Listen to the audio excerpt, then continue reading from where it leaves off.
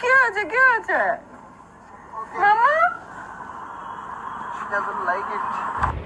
কেমন আছো সবাই? আসসালামু আলাইকুম। ফার্স্টে জেইফার একটা ভয়ঙ্কর কান্না দিয়ে শুরু করলাম। কি অবস্থা সবার? এই বিকাল হলেই মনে হয় যে একটু কোথাও ঘুরতে যাই জেইফাকে নিয়ে। ও যেহেতু বাইরে বেরোতে খুব পছন্দ করে, এই যেমন বলা তেমন কাজ। দেখো ও কি খুশি দেখছো? মানে ওকে শুধু বলতে হবে মাম্মা বাইরে যাচ্ছি, ওকে একটু রেডি করে দিতে হবে। ও জানে যে এখন আমরা বাইরে যাচ্ছি। এই রেডি শেডি হয়ে আমরা 300 ফিটের উদ্দেশ্যে রওনা দিয়ে দিলাম যে জেফাকে একটু ঘুরায় নিয়ে আসি বাইরে থেকে। সারাদিন যেহেতু বাসার ভিতরে থাকে, বাসায় ছাদ এতটুকুর ভিতরে সীমাবদ্ধ, তাই আমরা যখনই সময় পাই ভাবি যে জেফাকে একটু ঘুরিয়ে নিয়ে আসি, ওর ভালো লাগবে। দেখছো সে কোলের উপরে কিন্তু বসে থাকবে না একভাবে, সে বাইরে দেখবে, রাস্তাঘাট দেখবে, সব কিছু তার দেখা লাগবে, ধরা লাগবে সব কিছু। এই দেখো দেখছো সে ধরতেছে। এই যে আমরা একটা সবুজ ঘাসের উপরে জেইফাকে দাঁড় করিয়ে দিলাম। ও আজকে ফার্স্ট টাইম ঘাসের উপরে দাঁড়াইলো।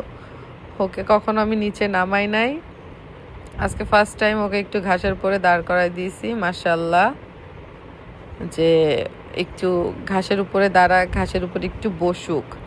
তাই ওর এই যে ওর জুতা খুলে আমি ওকে ঘাসের উপরে বসাই দিছি। সে কিন্তু খুব খুশি, দেখছো পাপার কোলে আছে তো, তার তো কিছু লাগে না পাপার কোলে থাকলে।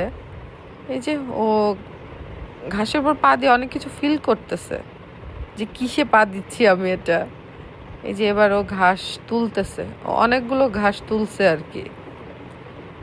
এই জায়গাটা সুন্দর, নদীর ধার, মৃদু মৃদু বাতাস, সুন্দর সুন্দর নৌকা সাজানো আছে সবাইকে ঘোরানোর জন্য। এই যে আমরা একটু বসে বসে দোল খাচ্ছিলাম, আমি, জেফা, জেফার পাপা।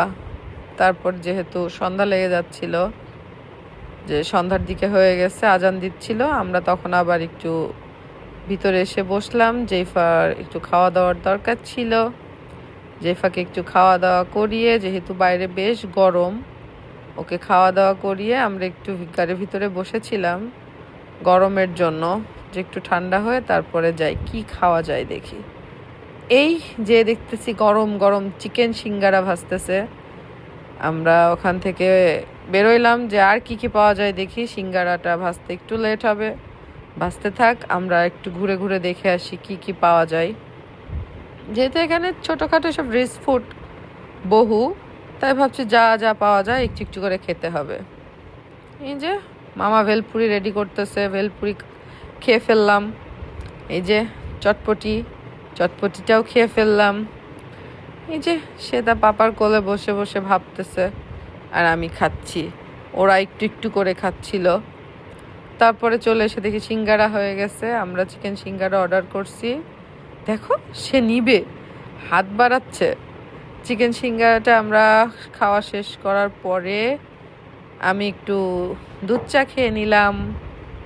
তারপরে জেফার পাপা বলল চলো ওইখানে কি কি রাইড আছে আমরা একটু দেখে আসি, জেফাকে একটু উঠায় নিয়ে আসি। ওই যে ফার্স্টে তোমরা যে ড্যামোটা দেখছো সেটাই।